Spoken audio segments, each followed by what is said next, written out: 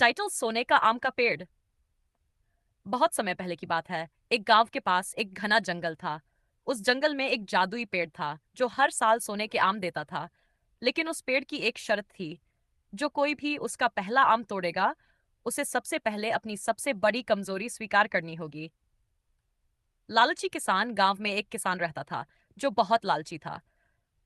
उसने जादुई पेड़ के बारे में सुना और सोचा, अगर मैं इस पेड़ के सारे आम ले लूं तो मैं दुनिया का सबसे अमीर आदमी बन जाऊंगा।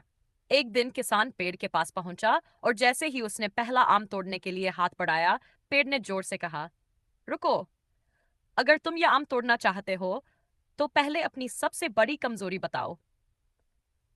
किसान को यह सुनकर गुस्सा आया। उसने कहा, मैं बहुत चालाक हूं, मेरी कोई कमजोरी नहीं है। पेड़ ने हंसते हुए जवाब दिया, अगर तुम अपनी कमजोरी नहीं मानोगे तो यह आम तुम्हारे हाथ में नहीं आएगा।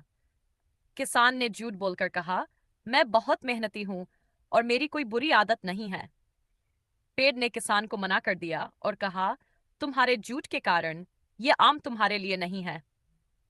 ईमानदार लकड़हारा उसी गांव में एक गरीब लकड़हारा भी रहता था।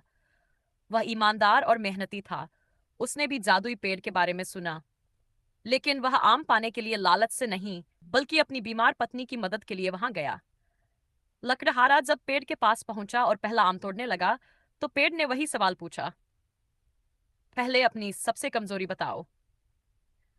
लकड़हारे ने सिर झुका लिया और ईमानदारी से कहा, मैं गरीब हूं और कई बार ये गरीबी मुझे झूठ बोलने या गलत रास्ता अपनाने के लिए मजबूर करती है। यही मेरी सबसे बड़ी कमजोरी है। पेड़ ने मुस्कुराते हुए कहा, तुम्हारी ईमानदारी और सच्चाई ने मुझे खुश कर दिया। अब यह पेड़ तुम्हारा है, जितने चाहो उतने आम ले जाओ।